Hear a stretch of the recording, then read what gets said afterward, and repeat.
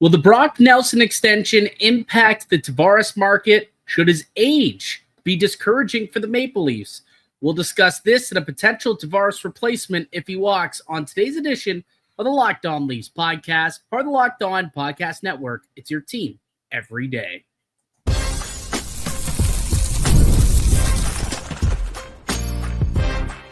You're Locked On Maple Leafs, your daily podcast on the Toronto Maple Leafs.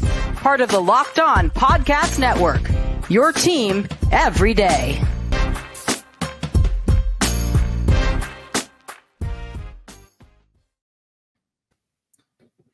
Hello and welcome into the Locked On Leafs podcast, a daily Maple Leaf-centered podcast hosted by myself, Mike DiStefano, and my co-host, Dave Morassutti. What's happening, pal? How we feeling on a Friday? Feeling pretty good. No, it's the sports have ramped back up again. I know we have to wait for game 2 of the Cup final, but it's been a good couple of days. I don't know if you watched the NBA finals. What an ending! Oh yeah, yep. Absolutely went right down to the wire, and a big upset in game 1. We didn't get that in game 1 in the Stanley Cup final. The Edmonton. Well, I guess it was kind of a last minute goal there. 31 seconds left in the period when Leon scored, literally right as we finished recording for last night's episode, or for the Thursday episode we recorded late Wednesday evening.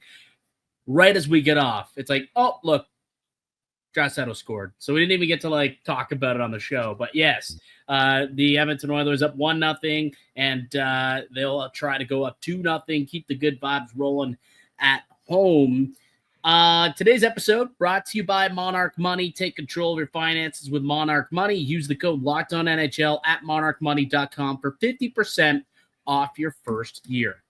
All right, Dave. So we're going to get into a conversation today about John Tavares. And I know we talked about what his contract could possibly look like a couple of days ago.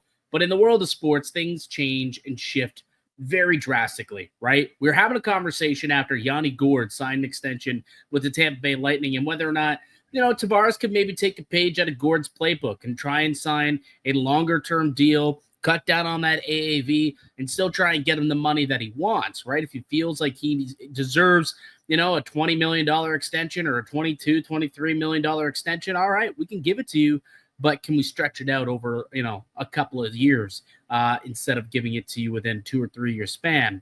Well, I feel as though that conversation maybe took a turn the other day when Brock Nelson of the Colorado Avalanche signed an extension with the Avs, 3 years, $7.5 million per season at age 34 to be a second-line center for the Avalanche.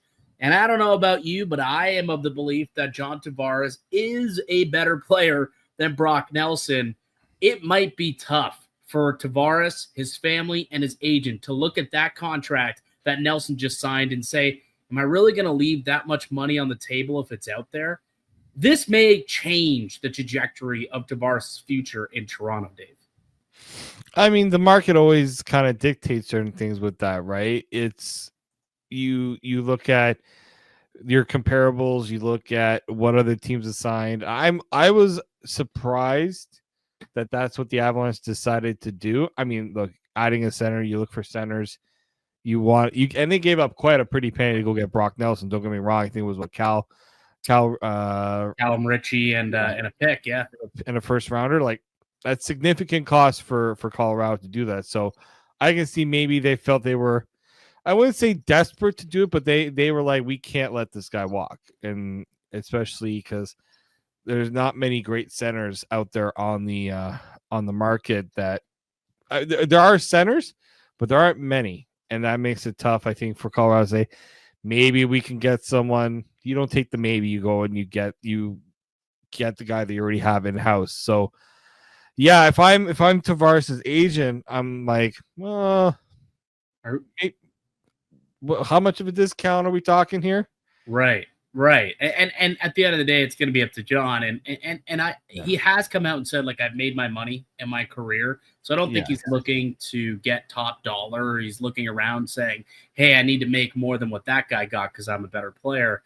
But when you talk about a major hometown discount, which is kind of what Leafs Nation is almost anticipating and expecting Tavares to take for some reason.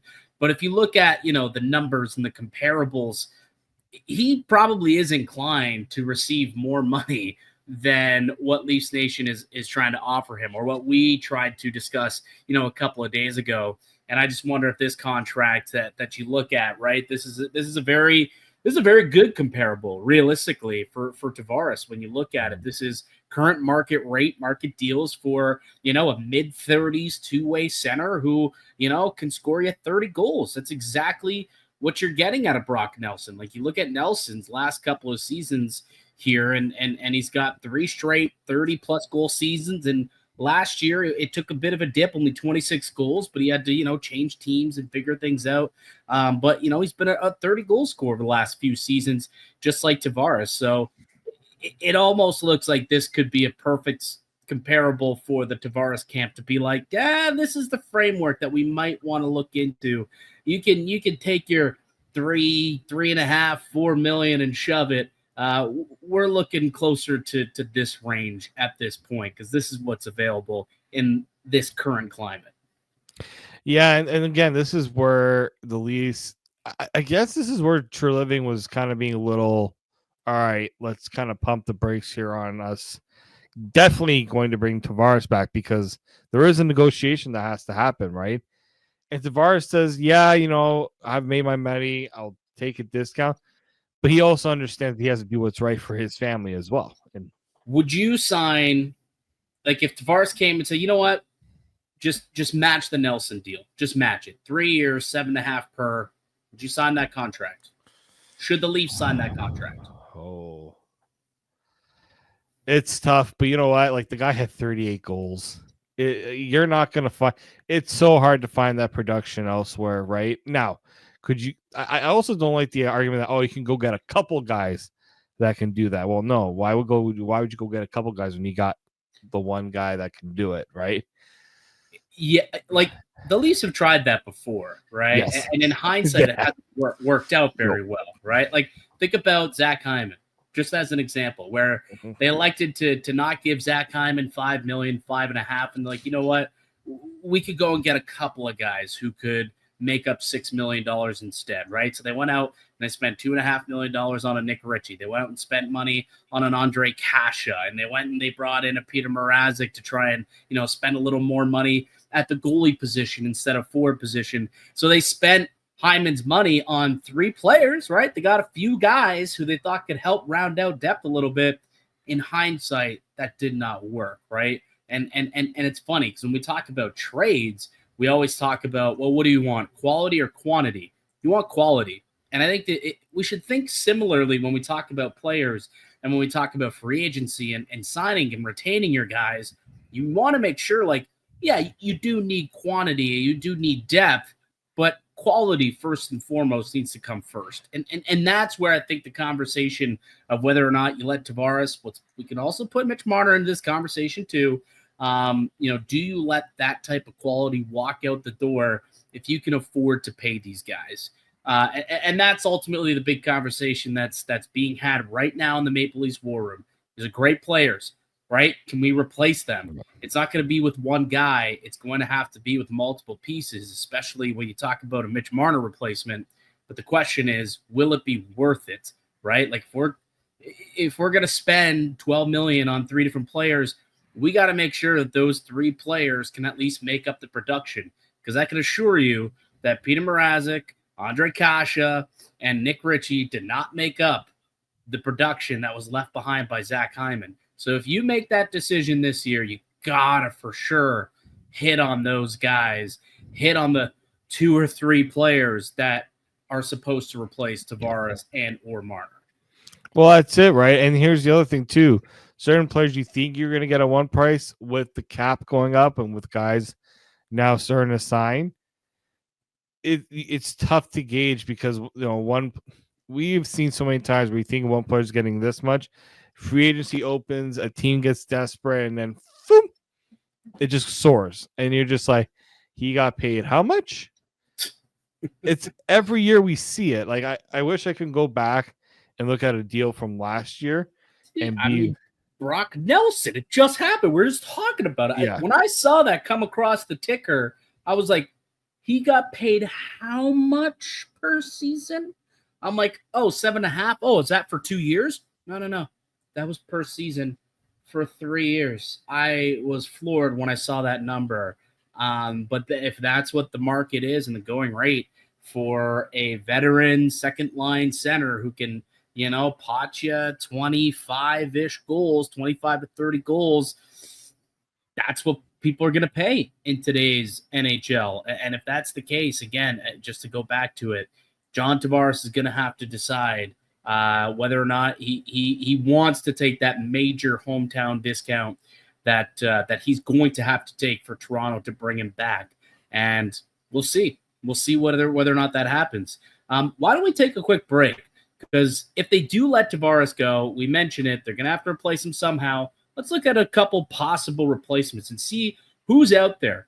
Is it even worth it? Maybe you should give him the $6 million or so to bring him back, because maybe the replacement isn't out there or would cost you more. So let's have that conversation. Look at a couple of players on the other side. There's some NHL news and notes as well. Well, it's not an update, but there was a conversation had regarding the CBA and the no tax states and whether or not that will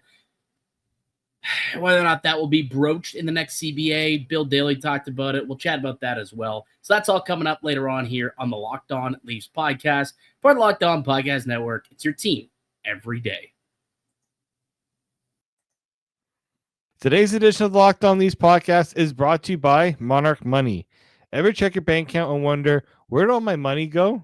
Between dining out, online shopping, and entertainment, it's easy to lose track. That's where Monarch Money comes in, your personal CFO, giving you full visibility and control over your finances. Monarch Money isn't just a budgeting app, it's a complete financial command center. You can track all your accounts, investments, and spending in one place, so you stop just managing your money and start building wealth. I've really started to use Monarch to check, just how much I'm spending on certain things. It allows me to budget smarter and to save more. And I can put everything into all one app, my investments, all my different bank accounts, credit cards, so I can track my spending a lot easier. And if you manage with your partner, it's smoother than ever. You can track shared and personal accounts, set goals, and stay on the same page. Take control of your finances. And with Monarch Money, use code LOCKDOWNNHL at monarchmoney.com for 50% off your first year. That's monarchmoney.com, code LOCKDOWNNHL for half off your first year. Welcome back into the Locked On Leafs podcast. Mike Stefano, Dave Morisuti with you as we are each and every weekday, Monday through Friday, on the Locked On Leafs podcast. It is free and available wherever you get your podcasts from. And today we're talking about John Tavares and whether or not is it worth signing him to an extension in the Brock Nelson realm? And if not, who else could be out there? Because if you're gonna let Tavares walk, there better be a contingency plan, right, Dave? You have to. This is not a team that can afford to take a step back because they weren't ready for a potential departure. And it's like, oh, okay, who's our second, third, fourth option? Oh, wait, there aren't? Like that would be a big time misstep for this front office. Are you willing to see if one William Nylander could be an option moving forward, by the way? Before we go into external options, do you think that is at all part of the thought process right now within Leafs Nation or within the Leafs front office, that if they let John Tavares walk, could they possibly try it one more time, slide Willie in the middle? Do you see that at all as a solution? I don't. I personally don't. It's just, for me, they've had, how many times have they tried it? How many different coaches? Well, maybe the two coaches, because I don't think Mike Babcock ever tried it. So it lasted a practice. It lasted one practice under Berube, which is hilarious because they said that it was gonna they were gonna give it a real go for it. They're gonna really try it. It lasted one practice. And then they're like, yeah, all right, we'll put him back on the wing and let him do his thing out there. And yeah, I went on to score 45 goals, and he was second in the league in scoring. So probably the correct decision. I'm with you. I don't think that's really an option. I was just curious, like, if you really strike out, would that be a consideration? And that would be like last, like, oh, it's like, yeah, Chief, right? Like, Chief, we got bad news for you, man. Yeah, we struck out. We struck out hard. All right, so let's look at who the possible replacements could be here, Dave. I know that you have one that you teased on yesterday's podcast that you thought that he'd be the perfect replacement for John Tavares. So why don't we start with that guy? Who's the player that is catching your eye right now out on the free agent market? It's somebody that when I looked at his season, I'm like, oh, wait, he did actually pretty well. And he's of a similar age to John Tavares. I think I know the player you're about to say. He is an Ontario native. Haliburton, Ontario, by the way. Would this be Matthew Duchene? It would be one Matthew Duchene. Okay. All right. So Matt Duchene, 34 years old, so he'll also be 35. Like, those two were taking the exact same draft. Yeah. Tavares, number 1 overall. Duchene, number 3 overall. And, Duchene finishing up his contract with the Dallas Stars. Last season, he had a bit of a renaissance, I guess, over the last couple of years since getting to Dallas. You look at his last 2 seasons. This year, he had, 82 points, 30 goals, 52 assists for 82 points in 82 games. So a point per game for Matt Duchene this past season. Last year, 25 goals, 65 assists in year number 1 with the Dallas Stars. I would imagine they'll try to keep him in tow. Yep. But if he does make it to free agency and the Maple Leafs are poking around for a replacement, this will be one that I think they should look into, because Duchene clearly last year showed that he still got some game left in him. Yeah, and like, this is a guy who's built on speed too. He does have speed, and it's funny because it felt like earlier in his career he wasn't that big of a point producer, and then as soon as he left Colorado, he went from Colorado to Ottawa, then he went to Nashville. That's where it started to really take off for him, and I've always liked Matt Duchene. I always thought that there's a lot of good that he brings. Now, I understand he doesn't exactly have the playoff numbers that would make him, a very eye-opening addition for some people. I just think that there's a lot to his game to like. You look at the expected goals that he had in Dallas too. Like, he's a player that, if you're looking at matchups, he's not a matchup nightmare for the Leafs. He would be a matchup nightmare for the other teams. And like, just imagine you put him with a guy like William Nylander, who also has that speed. Like, we talked about, one of the issues potential with Tavares and Nylander going forward is, if Tavares' foot speed really starts to decline, can he keep up with the William Nylander? And that's why I think a Matt Duchene would be a better fit there. Well, the problem here, I guess, if you want to go down that road, sometimes the foot speed is first to go. So if the legs go on Duchene, how effective is he going to be is the question, right? Like, at least with Tavares, he's never really been a great skater. So it's not as though he relies on speed to be that, player, that top echelon player, right? Like, he knows how to play the game without beating you with his feet, right? His positioning, his body angling, the way that he can compete. He's always at the top of the list for like loose puck battles, right? He's top 5 in the league in slot shots, high danger shots. Every single season, he's up there near the top of the line. So these are two different players in a way. Like, yes, Duchene has that offensive flash and has that little bit more speed.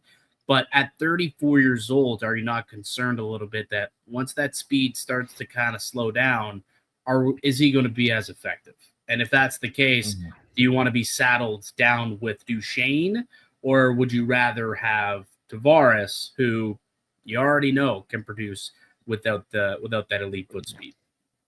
Yeah, I think it all depends on how you view the long term. Like, also how long of a contract. Like, Brock Nelson. So what's your so Matt Duchene, right? Like what's the contract you think he signs here? I think you're calling up Duchene's agent. What's the offer? I think this is one where you go with a 3-year deal potentially, similar to a Brock Nelson. Now, does the age concern you? Well, Brock Nelson we just had that conversation about Brock Nelson. If you're gonna try to convince Matt Duchene to leave Dallas, where he will take home more in a contract, we'll have that discussion a little later. Yeah. And convince him to leave Dallas. You have to convince him to look elsewhere, and I think that's why you've got to look at that comparable deal with Brock Nelson. Will that be enough? I think because I know that the Athletic, when they were looking at, if you look at the Athletics free agent board, they do some projections, and like Duchene is in that in the 7 million range, or maybe just above that. What's Tavares at? Curious what Tavares is at then. I'm actually trying to find the board right now. I hate to say it, the Athletic, but sometimes your stuff is hard to find. Give me a moment to find it. But like, this is where I think, like, if you're looking for somebody to be a better fit as a 2C, especially because you're looking at why the Leafs didn't do well against Florida. Well, they didn't exactly have a guy that could keep up with the Barkov, Barkov, Lundell, and Bennett, right? So I'm looking at the board right now, scrolling down Tavares. So the projection for Tavares is a 3-year, $7.9 million deal, which shouldn't be surprising. Right. Like that's what we mean, right? Brock Nelson makes 7.5. That makes sense that Tavares should be valued at 7.9. Like that makes sense. But if Toronto wants to bring him back, I think they're looking at him like, all right, we'd like to bring it back at something with a 5 in it. What if it's like a 5x5? So you can still get over 20 million, but it's stretched over 5 years as opposed to being stretched over 3 years. So, with those last couple of seasons, right, you'll barely make any money. Maybe, you catch an injury or something, like, you know what I mean? And it's more so what you're valued at that point. Mm-hmm. But I don't know, like, where would you rather have? Would you rather have Duchene at was it 7.5? So Duchene? the projection for Duchene is 7.1. Okay, Duchene 7.2. Duchene at 7.2 times 3, or Tavares at 7.5 times 3? Or would you rather? Man, at the high end price, I would probably go with Duchene. Actually, I'm betting on. I just think Duchene he's good in the faceoffs, and I don't see his foot speed tailing off as much as Tavares. Okay, what if Tavares came back and he said, "Sure, I'll sign at 6 million, right? Give me 6 times 3, 3 times 6." Then I would probably do Tavares. Okay. Yeah. All right. Like, because then you're still getting a very productive player, and at that cap hit, you can move him to the wing. So that's so like this is the conversation that the Leafs front office need to have with themselves, right? If you let John Tavares go, what else is out there? And if the answer is a $7 million Matt Duchene, well, if Tavares is willing to take X amount, and the Leafs have to figure out what that X amount is, and for you, like I just said, right, Tavares had 6 million. If he's willing to take 6, right, would you rather just run it back with Tavares, or do you want to change it up and bring in something new, but it might cost you a little more, and you're not sure if that's going to work, right? You're hoping, but you're not sure. Sometimes better to dance with the devil you do than the devil you don't. Is there any other players that would make sense as the Tavares replacement in free agency? Like, that's the problem. It's not a very good class either. So for the Leafs, who have 2 top free agents hitting the market, there's not really a whole lot of options to replace these guys with in free agency. And that kind of has to play into it as well, right? Supply and demand, sadly, is what makes the world go round, especially in business. And if there's a low supply and they're going to be in high demand, which means that their value is going to be a little higher. So The only other player that maybe I think you could replace Tavares with, I guess, would be a Sam Bennett, right? As a free agent. Like, that's the only other free agent center, I guess, that I'm looking at that makes sense. There's not a whole lot more else out there in that range, at least. Like, Claude Giroux, I suppose, could be another one of those guys, right? At 37, maybe a Claude Giroux, but it sounds like he wants to go back to Ottawa. Right, yeah. Mikael Granlund is not a Tavares replacement, and he's also going to be 34 years old next year, right? What, Christian Dvorak? No. Fabry? No. Faxa? No. Like, there's not a lot out there. You know what I mean? Like, then you get down, and it's like, okay, maybe Morgan Geekie, who had a nice season. Like, are you going to look at Pia Suter and Ryan Donato as second-line centers? No, I don't think you are. They're certainly not Tavares replacements. So, that's the thing. Like, there's not really a smooth transition to let Tavares walk and find a better alternative on the open market. I feel like maybe bringing back JT, see what type of discount he's willing to take. I don't think it's going to be in the 3-4 million range anymore. But if he can get something that starts with a 5 or a 6 on a multi-term deal, that might be the best option that the Leafs have this upcoming season, just based on the fact that there's not a quality free agent market out there, especially at the center position. Looks like Dave dropped out a little bit here, so we'll just take a quick break. We'll come back. Hopefully Dave will be back, and when we return, some news and notes to get you to – oh, there he is. All right, Dave. I was just throwing the commercial, and then we'll come back. And we'll kind of put a little bow on this conversation. We'll get to some league-wide news and notes as well. It's coming up next here in the Locked On Leafs podcast.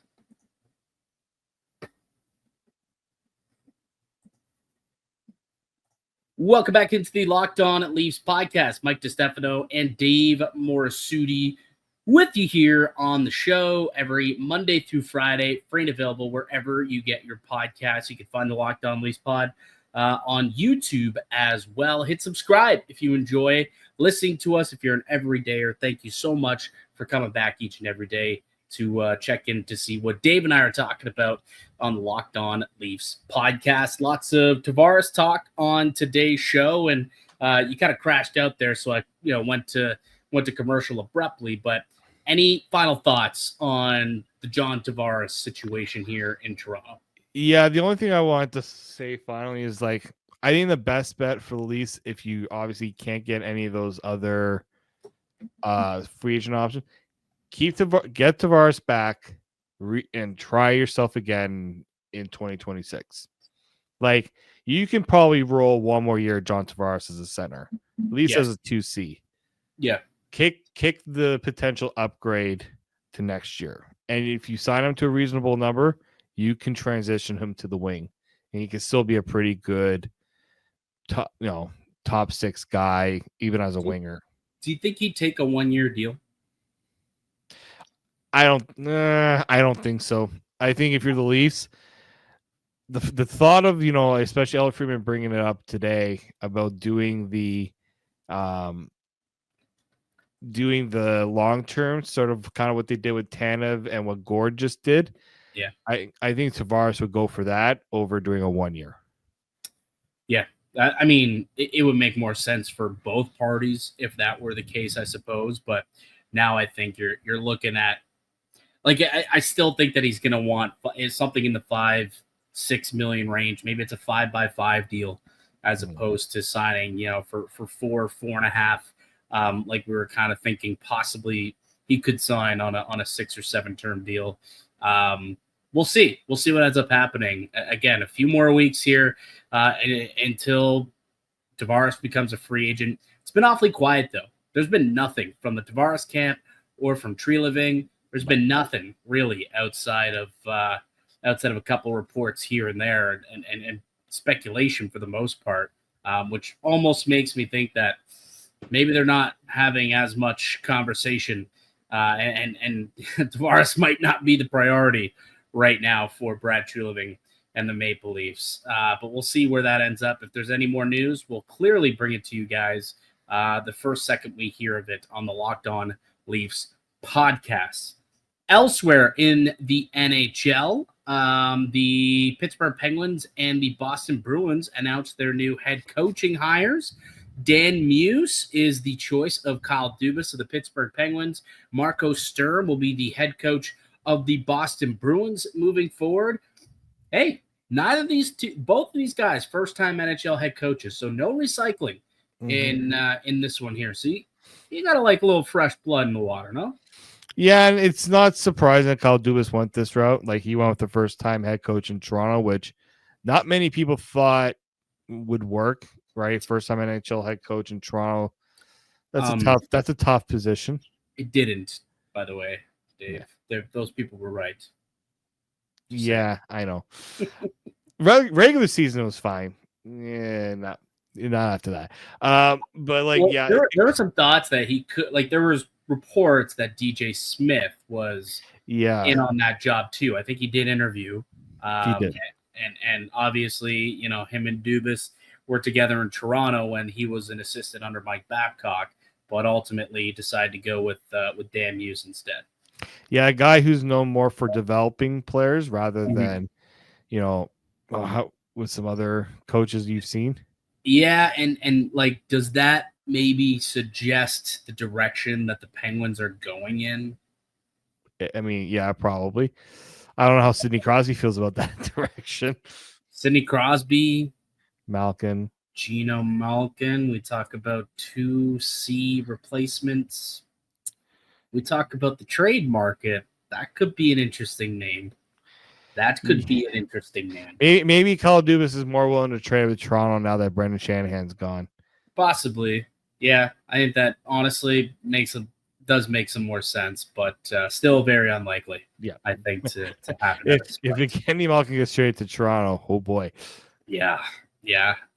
Speaking of trades, sounds like Marty Nakish might want out of Colorado, which might explain why they were quick to pull the trigger on that Brock Nelson deal, and why they paid him so much, because they may already know Nakish doesn't want to be here. We're probably going to move him out this summer. So let's lock in Nelson and move forward with him as 2C and find a new home for Marty Nakish, who was the big piece that came back in the Mikko Rantanen deal. And now he, you know, might find himself on his third team in 2 years. Which is interesting, because I thought Nakish was really good when he got to Colorado. Like, he didn't miss a beat. Him and McKinnon looked like they were, you know, a pretty good combo. I guess McKinnon must have said something to Marty to be like, yeah, I don't know about you, sir. The playoffs didn't necessarily go as well. Like, he had just one goal in the playoffs through 7 games in Colorado, 5 points, but just one goal. But yeah, like he had 28 points in 30 games with Colorado. So, you know, I'm with you. He played over 20 minutes a night in Colorado once he got there, playing on the top line, top power play. But for whatever reason, doesn't seem to be working out very well over there. Maybe it's because they're not willing to pay him what he thinks he's worth, and he wants out. And again, that's another option if the Maple Leafs want to go down an alternative route in the trade market. Maybe a Marty Nakish could potentially be in the mix. We're gonna have to do a trade like a trade conversation at some point. Like, we talked free agents today. There are also other options in the trade route, possibly. So that might be a podcast in waiting for next week. But the final piece of news that we wanted to get to, every year at the NHL Stanley Cup Final, the commissioner, Gary Bettman, and Bill Daly, they sit down and they do a press conference with the media. And Bill Daly came out and addressed the state income tax problem. And we all know what we're talking about here. Those states that do not have an income tax, they're all thriving right now. Clearly, Florida, Tampa, those 2 states, right? Dallas, Vegas. You saw how successful Nashville was in luring in free agents last year. All these teams, Seattle as well, live in no income tax states. And there's been the conversation about whether or not the NHL, due to the lack of competitive balance when it comes to contract negotiations and signing, whether or not maybe this would be part of some negotiations in the next CBA. Some teams and some owners wanted to address this and maybe put it on the table. Sounds like that's not going to be part of negotiations in the next CBA here, Dave. Yeah, and like Bill Daly kind of admitted that there are teams that have brought it up. And the conversation's interesting because here's the thing. It is an advantage because if you ask a lot of economic experts, there is actually a website, Cardinal Point Athlete Advisors. It's a Canadian company. If you go to that site, they have something called the tax calculator. So you could put in, let's say, you give me, you just tell me how much a player will sign for their annual salary. And you can compare what he gets paid in one city versus another city based on the taxes. Perfect. Let's take a player who was a very controversial, Sam Reinhart.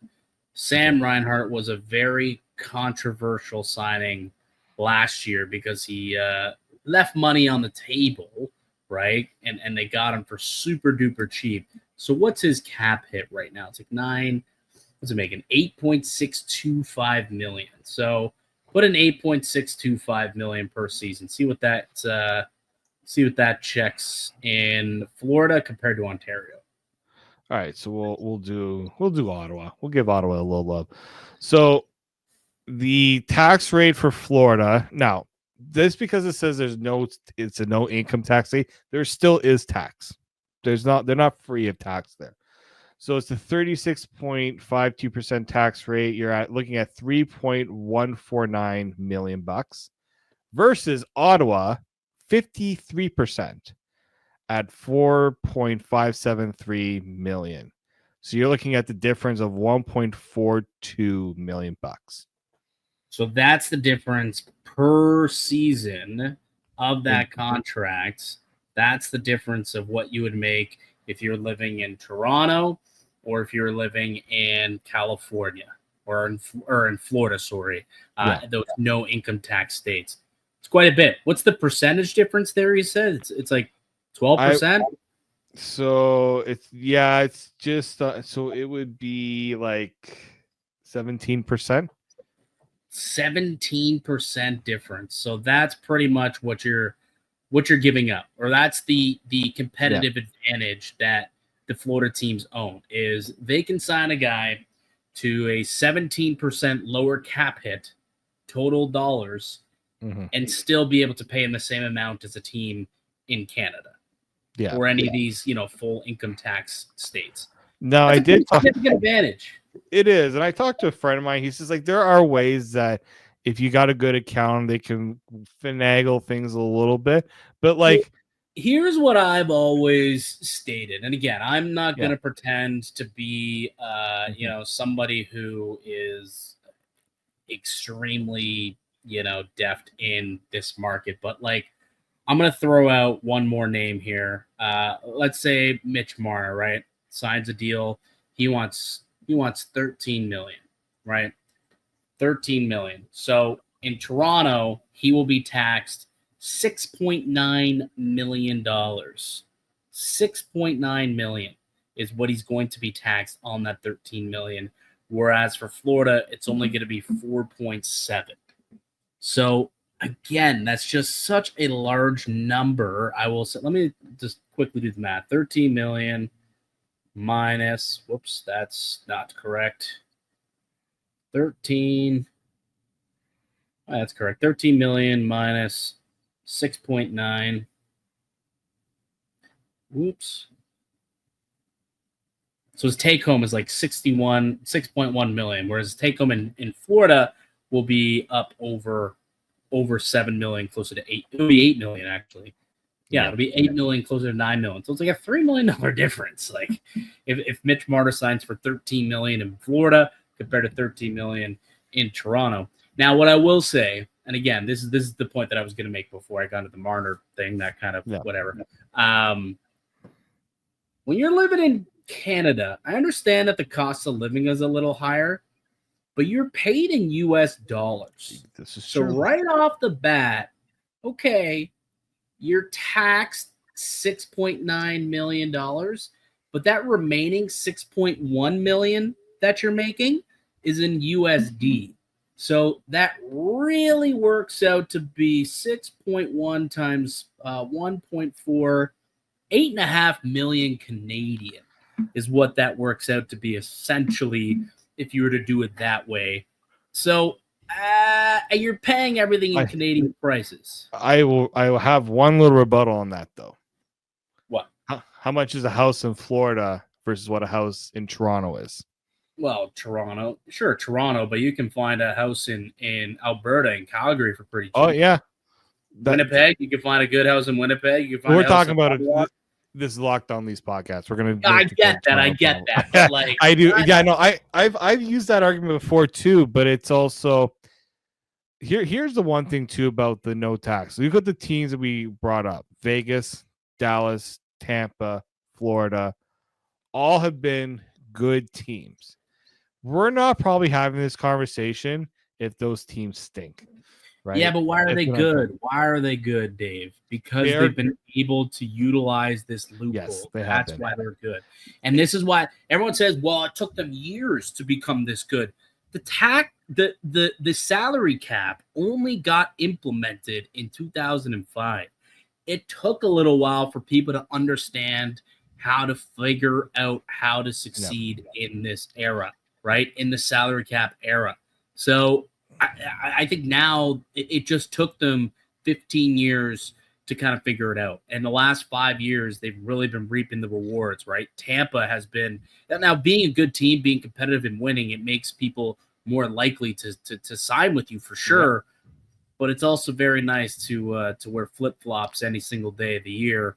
February, March, December, August. You can wear flip-flops at any time, go to the beach, but you're also making a little bit more coin because you're being taxed 17% less. And let's not forget that this is the most significant salary cap increase we've had in a long time. Yeah. So when teams are really like, we did not expect the pandemic. We expected the salary cap to go up much higher than it had. So I think that also means, well, I want to get my money. But guess what? I don't need to necessarily make as much money going to certain places. I could just go to a Tampa or Florida, make a good chunk of change. I'll probably still take home roughly the same amount, taking less in Florida and Tampa than I would going to another place, right? Mm-hmm. And because they feel like, oh, look at how Tampa's been able to do it even without the salary cap really going up. Well, there are players who have taken less to stay in Tampa. Like if a Brain Point had went to the open market, he definitely would have gotten a lot more than what he's getting in Tampa, right? You can put that up with Kucherov. Vasilevsky's probably the only one that got paid more, in my opinion. I mean, Vasilevsky, he made $9 million. Like, you signed a long time. I mean, best goalie on the planet. That's kind of the market. Like, I think Bob Bobrovsky was making that. Carey Price was making that. That was kind of the going rate for the best goalies, around $9-10 million. So even that made sense. But he signed roughly what the market said, rather than doing like what Sam Reinhart said, and I don't need to make more than what other guys are getting on the free agent market, because what I take home in Florida will be good enough for me. Like if he went to go to they brought up he went to go and do that in New York, he'd have to make an additional, as you said, like $1.5-2 million a year to kind of compensate for the salary. Well, I can tell you exactly what it was. What was it? 8.25? 8. Yeah. 8.25 million, right? Compare that in Florida to New York. Let's say he signed with the Rangers. He would be taxed, an extra $1.4 million a year. So tax an extra 17%. On that $8.2 million. So it cost him an extra $1 million. So like basically if you're Florida or if you're him, right, it's essentially the same as him in his mind taking a $9.6 million deal in New York. I could take 8.25 in Florida and make the same amount of money. That's what that essentially means.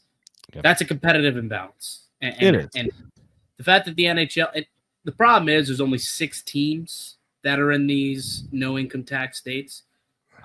So do you make a sweeping league-wide changes? because only 6 of your 32 teams have that edge and that balance. I can understand why it is tough to have that. And oh yeah, it is also kind of interesting how we know that the league loves the success in the Sun Belt. Those are the specific teams that are also benefiting here too. So they're probably also not really all that excited to have these conversations. and 2 of those teams are your 2 expansion teams. Yeah, right. Yeah, Vegas and Seattle. Yeah, you're right. Correct. So. Yeah. All right. That's going to do it for us here today on the podcast. I thank you all for listening and supporting the show. You can subscribe to the Locked On Leafs podcast on all platforms and receive daily Leafs content. Follow myself on Twitter at Mickey_Canuck. Follow Dave at D_Morrisudi and follow the show as well at Locked On Leafs. We'll be back with another episode for you guys on Monday. Enjoy the weekend, folks. Until then, keep it locked right here on Locked On Leafs.